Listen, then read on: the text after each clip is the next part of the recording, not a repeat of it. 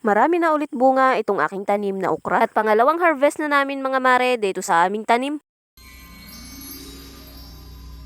Magandang araw, another day, another mini vlogs. Samahan niyo ulit kami mga mare sa panibagong araw namin dito sa bukid. Alas 5 pa lang mga mare ng umaga ay nandito na nga kami sa aming kubo. Pero bago ang mga naging kaganapan mga mare ngayong araw ay ito muna ang ipapakita ko yung mga nangyari kahapon. Ito yung bahay na ginagawa mga mare ni Mister at hindi pa nga natatapos dahil gumagawa pa siya ng mga hamba. Hindi nga makapagtuloy-tuloy mga mare si Mister ang paggagawa sa bahay na yan dahil palagi nga siyang busy dito sa aming taniman. At nung bandang hapon nga mga mare ay naghalo-halo nga ako dito kay Ate Manilyn at talaga namang napakasarap nga ng kanyang halo-halo. Sobrang init ng panahon ngayon mga mare kaya naman ay talaga namang kailangan nga natin ang malalamig na pagkain. Napakasarap nga mga mare ng halo-halo ni Ate Manilyn at talaga namang iba't iba nga ang lahok. Huy, da joke lang yun mga mare, seryoso talagang napakasarap nga ng halo-halo ni Ate Manilyn. Nagbebenta din nga siya mga mare ng mga burger at iba't ibang mga flavor ng mga shake. Kaya naman kung hahanap mo nga mga mare ay mga pangmeryenda na talaga namang makakabusog ay dito na nga kayo pumunta kay na Ate Manilyn. At kung ikaw nga ay taga-Kawayanin Ilaya ay talaga namang subukan nyo na nga ang kanilang halo-halo. Huy, shout out Ate Manilyn Amaro. Huy, baka naman, charis. At ito na nga mga mare ang mga naging kaganapan ngayong araw dito sa aming bukid. Ngayong araw mga mare ang schedule ng harvest nga namin ng eggplant. Kaya naman habang naghihintay nga ako mga mare dun sa namimitas ay inaayos ko na itong plastic na pagbabandilan. Ihahanda ko na mga mare itong plastic na bandilan para mamaya yung magbabandil ay hindi na nga mahirapan. Nung mga oras na iyan mga mare ay pumunta nga lang din ako dito sa aming kubo para magluto ng almusal. Uuwi pa kasi ako mga mare ng bayan kaya naman ay nagmamadali din nga ako dito. Ngayong araw din kasi mga mare ang schedule ng meeting ng mga center chief sa bayan. Kasali nga ako mga mare sa card ink kaya naman ay ako nga ang center chief doon. Pero nung mga oras na iyan mga mare ay nagluluto pa nga ako at hihintayin ko pa rin sila na makakain ng almusal bago ako umalis. Corn beef with egg nga lang mga mare ang pinaulam ko sa almusal dahil ito nga lang yung pinakamabilis na lutuin. Medyo marami na mga mare ang bunga ng aming tanim ngayon kaya naman ay kumuha na nga kami ng isang upahan pa sa pagpipitas. At ang isa pa mga mare ay paalis din nga ako nung mga oras na ito kaya naman ay kailangan talaga ni Mister ng makakatulong. At maaabala pa nga dito mga mare si Mister dahil kailangan pang ihatid ako sa bayan. Wala nga akong video mga mare nung nag-meeting ako sa bayan dahil naiwan ko nga itong aking cellphone. Kaya naman sabi ko nga kay Mister ay gamitin nga niya sa pagbibideo dito dahil wala nga ako at nang makita ko kung ano pa nga ang mga nangyari dito. At nung wala pala ako mga mare ay nagsisama nga itong mga batang ito papunta dito sa aming kubo. At pagdating mga mare ni Mister dito sa kubo ay hindi na nga niya naabutan ng pagbabandil dahil ito ay nakakarga na sa gabay. At mapapa-thank you Lord ka na lang talaga dahil grabe ang unti nga ng aming naging reject. At nung bandang tanghali nga mga mare ay umuwi kami ng bayan para bumili nitong mga pang-spray. Bumili lang kami mga mare nitong Crop Giant, Fungicide at itong ang perla ang hindi mawawala sa aming mga pang-spray. Kapag may perla nga mga mare ay talaga namang kukonti nga ang aming nagiging reject. At pagka-uwi nga namin mga mare galing sa bayan ay ito at sabi nga ni Mister ay magpapahinga daw muna siya kahit saglit lang. Dahil mamaya nga mga mare ay pagod na naman nga yan si Mister sa pag-i-spray. At nung bandang alas 4 mga mare ay papunta na nga ulit kami dito sa aming kubo. Tuwing hapon kasi mga mare yan nag-i-spray kaya naman ito at inihahanda na nga niya yung kanyang mga gagamitin. Kailangan kasi mga maring mag-spray pagkatapos mamitas para nga yung mga susunod na bunga ay hindi na nga masira. Huwag naman kayong mag-alala mga mare dahil bago nga mamitas ulit ay nasa 4 na araw ang palilipasin. Kaya naman kapag nag-harvest nga tayo mga mare ay safe na nga itong kainin. Bali umaabot mga mare ng 8 timpla dito sa sprayer ang mga nagagamit ni Mister. At may natira pa nga siya dito mga maring gold kaya naman ay isinama na rin nga niya ito. At din nga mga mare sabi ko ay gumamit siya ng face mask para naman ay hindi niya naaamoy yung kanyang mga tinitimpla. Tuwang-tuwa nga ako dito mga mare sa bunga ng aming tanim at talaga namang iniisip ko nga kung ano nga ang kahawig nito. Huy. At bago pa makapag-spray mga mare si Mister dito malapit sa aming okra ay pinitas ko na nga ang mga bunga nito. 2 araw lang mga mare ang nakalipas simula nung nagpitas ako ng okra at talaga ngayon nga ay napakarami na naman ang bunga. Hindi pa naman pwedeng magulangan mga mare ang okra dahil ito nga ay mabilis natatanda. Kung gusto nga ninyo mga mare na tumagal ang buhay ng inyong okra ay huwag nga ninyo itong patatandaan ng bunga. Sa susunod na araw ay gagamasan ko nga mga mare itong aking okrahan at talaga namang napakagubat na nga ulit. Sa napitas kong okra na ito mga mare ay talaga namang solved na naman nga ang aming hapunan. At din nga mga mare ay nagdukal-dukal nga muna ako sa pagtataniman ko ng kamatis. Para naman bago nga ako magtanim mga mare nung aking kamatis ay nabilad-bilad na nga ito sa sikat ng araw. Pero pwede na nga i-transplant mga mare yung aking kamatis, hindi pa nga lang nakaprepare itong aking pagtataniman. Sa susunod ko na nga lang mga mare ipapakita sa inyo yung aking kamatis na pangtanim. O siya hanggang dito na lang mga mare, maraming salamat, stay safe, God bless, bye, bukas ulit.